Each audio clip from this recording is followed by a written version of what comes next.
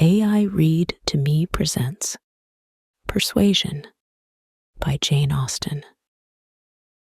Now, close your eyes and relax. Chapter 1. Sir Walter Elliot of Kellynch Hall in Somersetshire was a man who, for his own amusement, never took up any book but the baronetage. There he found occupation for an idle hour and consolation in a distressed one.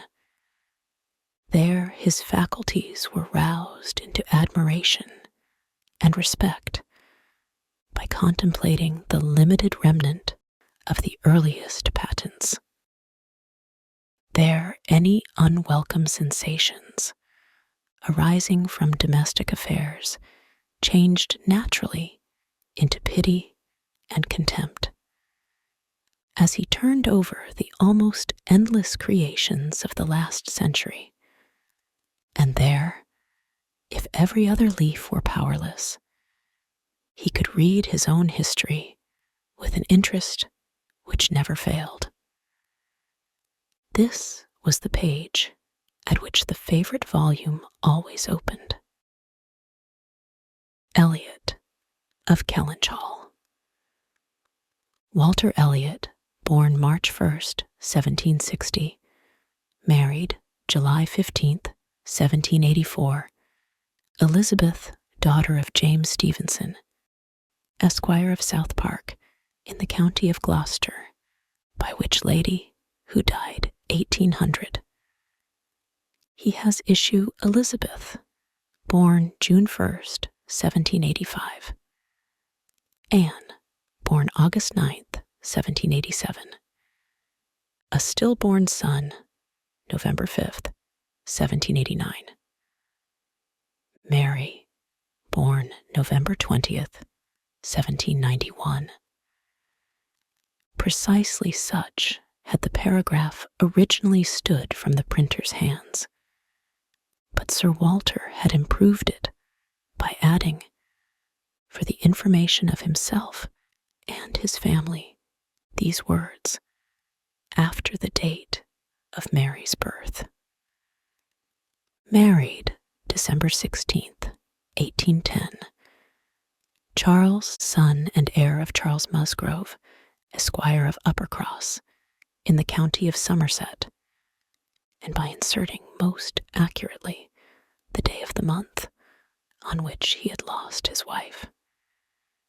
Then followed the history and rise of the ancient and respectable family in the usual terms. How it had been first settled in Cheshire, how mentioned in Dugdale, serving the office of High Sheriff, representing a borough in 3 successive parliaments, exertions of loyalty and dignity of baronet in the first year of Charles II, with all the Marys and Elizabeths they had married, forming altogether 2 handsome 12mo pages, and concluding with the arms and motto, principal seat, Kellynch Hall, in the county of Somerset, and Sir Walter's handwriting again in this finale.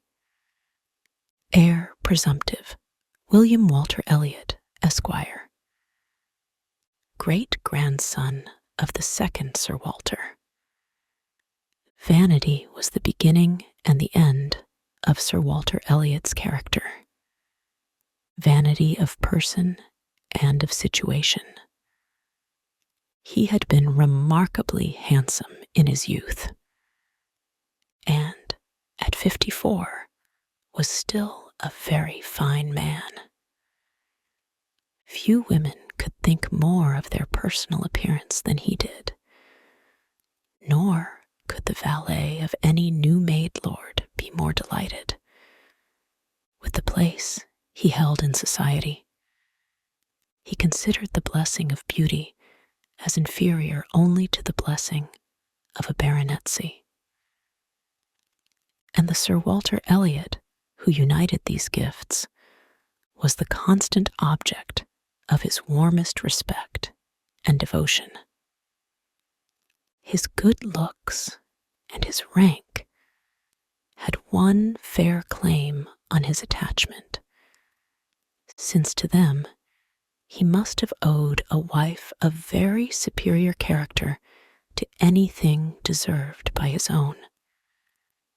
Lady Elliot had been an excellent woman, sensible and amiable, whose judgment and conduct, if they might be pardoned the youthful infatuation which made her Lady Elliot, had never required indulgence afterwards. She had humored, or softened, or concealed his failings, and promoted his real respectability for 17 years. And though not the very happiest being in the world herself, had found enough in her duties, her friends, and her children to attach her to life and make it no matter of indifference to her when she was called on to quit them. 3 girls, the 2 eldest 16 and 14, was an awful legacy for a mother to bequeath, an awful charge, rather, to confide to the authority and guidance of a conceited, silly father. She had, however, one very intimate friend, a sensible, deserving woman who had been brought, by strong attachment to herself, to settle close by her in the village of Kellynch. And on her kindness and advice, Lady Elliot mainly relied for the best help and maintenance of the good principles and instruction which she had been anxiously giving her daughters. This friend and Sir Walter did not marry, whatever might have been anticipated on that head by their acquaintance. 13 years had passed away since Lady Elliot's death, and they were still near neighbors and intimate friends, and one remained a widower, the other a widow. That Lady Russell, of steady age and character, and extremely well provided for, should have no thought of a second marriage, needs no apology to the public, which is rather apt to be unreasonably discontented when a woman does marry again than when she does not. But Sir Walter's continuing in singleness requires explanation. Be it known then that Sir Walter, like a good father, having met with 1 or 2 private disappointments in very unreasonable applications, prided himself on remaining single for his dear daughter's sake. For one daughter, his eldest, he would really have given up anything which he had not been very much tempted to do. Elizabeth had succeeded, at 16, to all that was possible of her mother's rights and consequence, and being very handsome and very like himself, her influence had always been great, and they had gone on together most happily. His 2 other children were of very inferior value. Mary had acquired a little artificial importance by becoming Mrs. Charles Musgrove, but Anne, with an elegance of mind and sweetness of character, which must have placed her high with any people of real understanding, was nobody with either father or sister. Her word had no weight. Her convenience was always to give way. She was only Anne, To Lady Russell, indeed, she was a most dear and highly valued goddaughter, favorite, and friend. Lady Russell loved them all. But it was only in Anne that she could fancy the mother to revive again.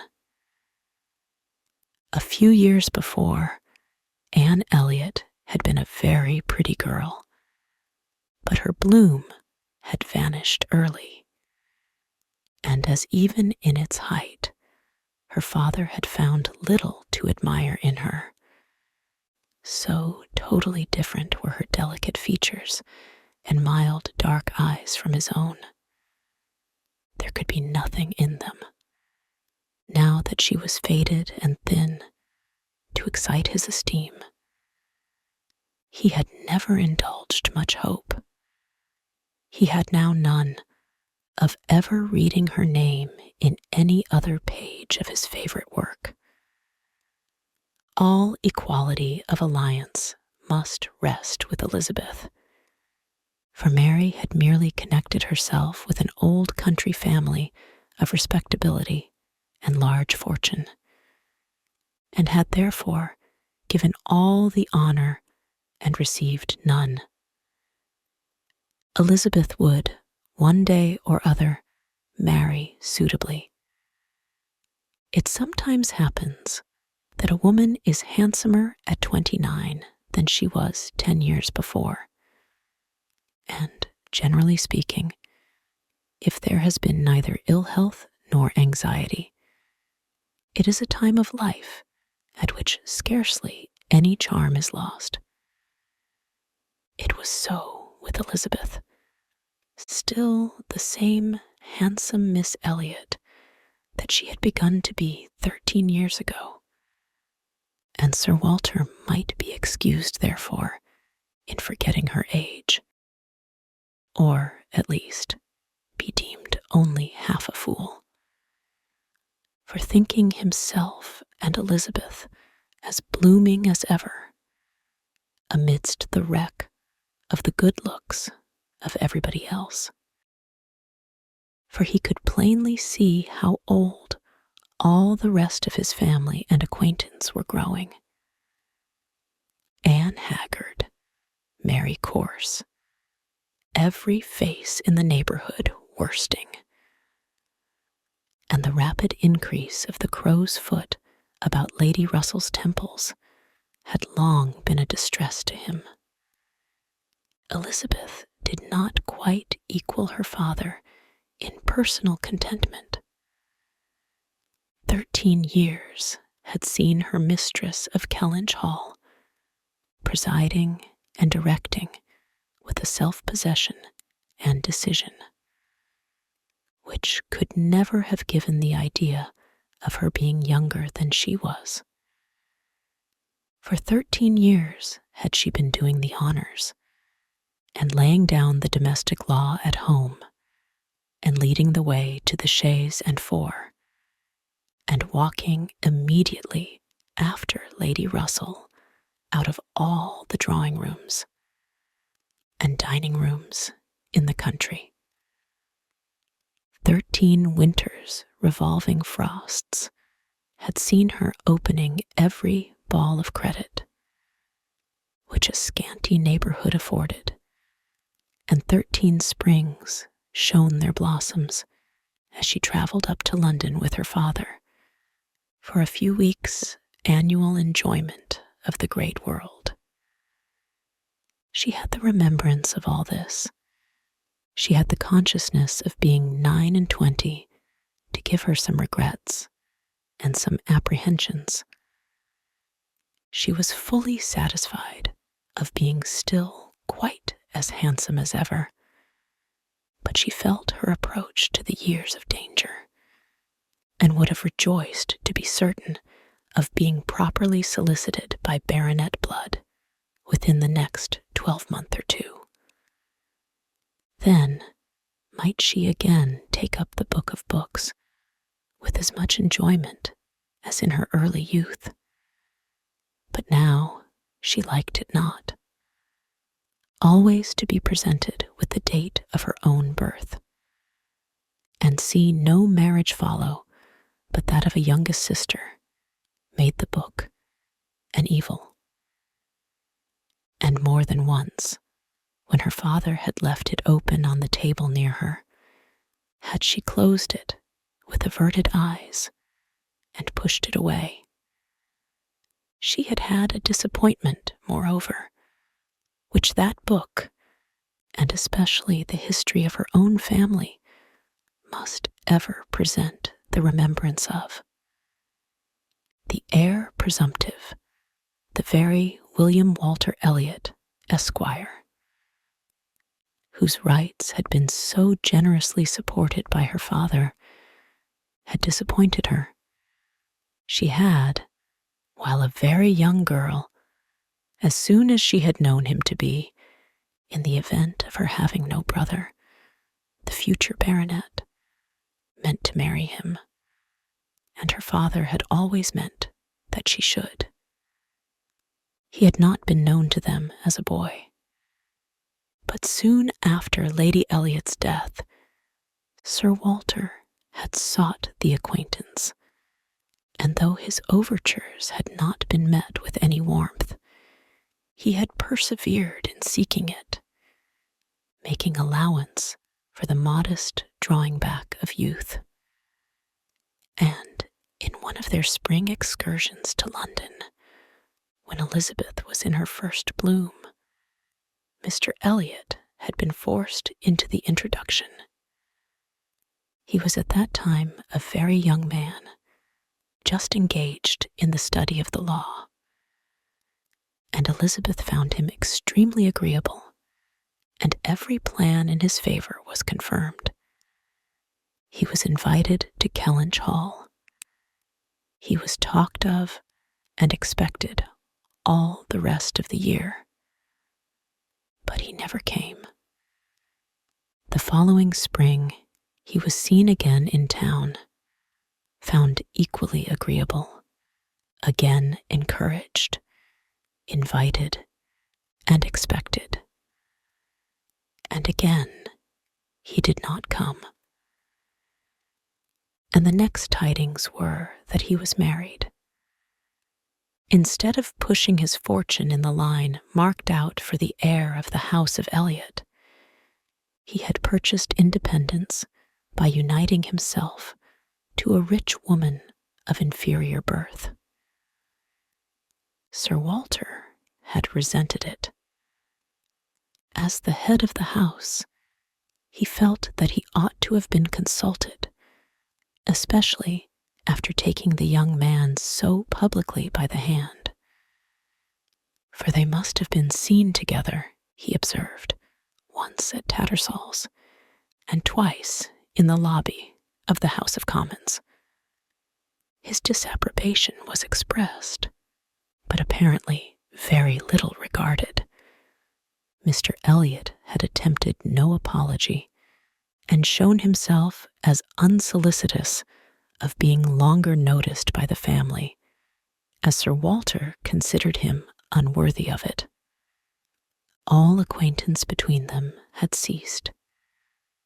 This very awkward history of Mr. Elliot was still, after an interval of several years, felt with anger by Elizabeth, who had liked the man for himself, and still more for being her father's heir, and whose strong family pride could see only in him a proper match for Sir Walter Elliot's eldest daughter. There was not a baronet from A to Z whom her feelings could have so willingly acknowledged as an equal. Yet so miserably had he conducted himself, that though she was at this present time, the summer of 1814,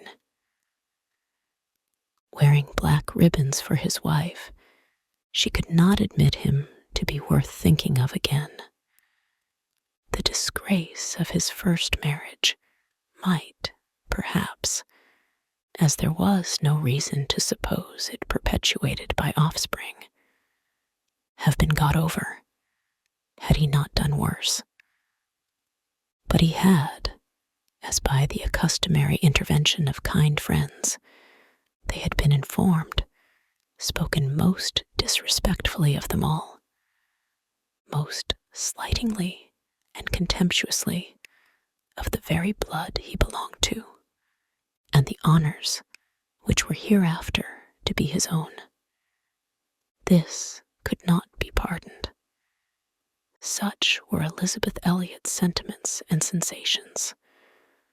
Such the cares to alloy, the agitations to vary, the sameness and the elegance, the prosperity and the nothingness of her scene of life. Such the feelings to give interest to a long, uneventful residence in one country circle, to fill the vacancies which there were no habits of utility abroad, no talents or accomplishments for home to occupy. But now, another occupation and solicitude of mind was beginning to be added to these. Her father was growing distressed for money. She knew that when he now took up the baronetage, it was to drive the heavy bills of his tradespeople and the unwelcome hints of Mr. Shepherd, his agent, from his thoughts. The Kellynch property was good, but not equal to Sir Walter's apprehension of the state required in its possessor. While Lady Elliot lived, there had been method, moderation, and economy, which had just kept him within his income. But with her had died all such right-mindedness, and from that period he had been constantly exceeding it. It had not been possible for him to spend less. He had done nothing but what Sir Walter Elliot was imperiously called on to do. But blameless as he was not only growing dreadfully in debt, but was hearing of it so often that it became vain to attempt concealing it longer, even partially, from his daughter. He had given her some hints of it the last spring in town. He had gone so far, even as to say, "Can we retrench?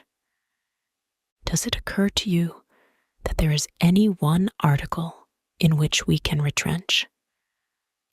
And Elizabeth, to do her justice, had, in the first ardor of female alarm, set seriously to think what could be done, and had finally proposed these two branches of economy: to cut off some unnecessary charities, and to refrain from new furnishing the drawing-room.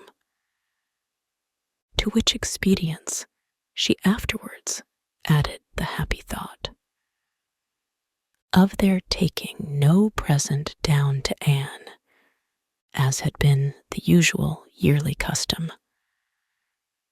But these measures, however good in themselves, were insufficient for the real extent of the evil, the whole of which Sir Walter found himself obliged to confess to her soon afterwards. Elizabeth had nothing to propose of deeper efficacy. She felt herself ill-used and unfortunate, as did her father, and they were neither of them able to devise any means of lessening their expenses, without compromising their dignity, or relinquishing their comforts in a way not to be borne. There was only a small part of his estate that Sir Walter could dispose of. But had every acre been alienable, it would have made no difference. He had condescended to mortgage as far as he had the power, but he would never condescend to sell. No, he would never disgrace his name so far. the Kellynch estate should be transmitted whole and entire as he had received it. Their two confidential friends, Mr. Shepherd, who lived in the neighboring market town, and Lady Russell, were called on to advise them, and both father and daughter seemed to expect that something should be struck out by one or the other to remove their embarrassments and reduce their expenditure without involving the loss of any indulgence of taste or pride.